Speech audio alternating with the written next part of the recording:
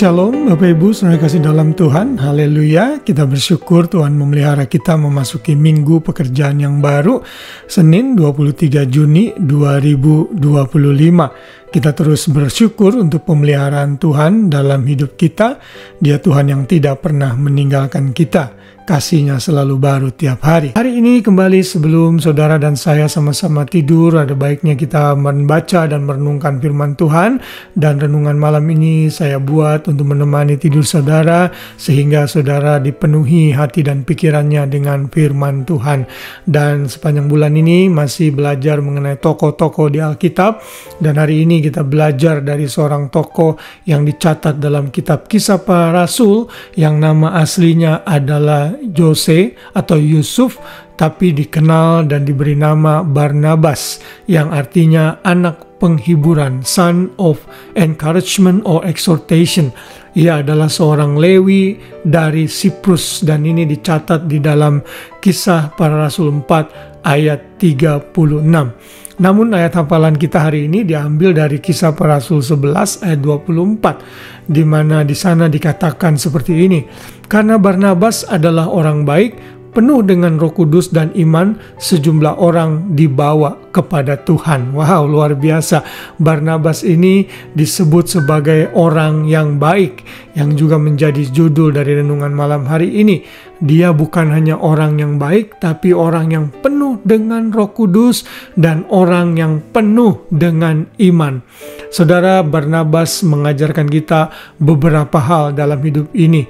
Dan Barnabas ini, sebelum kita belajar aplikasinya dari hidupnya, kita bisa melihat adalah orang yang sangat dekat dengan Paulus, karena bersama-sama dengan Paulus dia melayani dalam perjalanan pengabaran Injil Paulus yang pertama.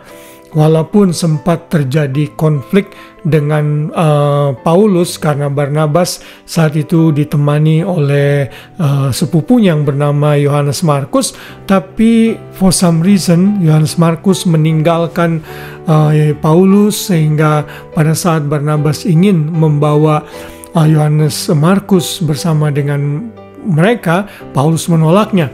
Akhirnya Paulus dan Barnabas berpisah. Paulus berbelayani sendiri ditemani Silas, sedangkan Barnabas ditemani oleh Markus sepupunya. Kita tahu bahwa ternyata Yohanes Markus dididik dan dimuridkan oleh Barnabas, sehingga Yohanes Markus menjadi orang yang berguna dalam pelayanan. Dan itu terbukti pada 2 Timotius 4 ayat 11. Di sana dikatakan oleh Paulus, jemputlah Markus dan bawalah ia kemari karena pelayanannya penting bagiku. Kita bisa mengambil indikasi dari ayat ini bahwa Barnabas dan Paulus ternyata sudah rekonsiliasi dan melayani kembali. Barnabas juga sempat jatuh dalam dosa kemunafikan bersama-sama dengan Petrus. Di Galatia 2 ayat 13, Paulus menyebut bahwa Barnabas menolak untuk makan dengan orang-orang non-Yahudi, sehingga Paulus menyebut mereka sebagai orang-orang yang munafik.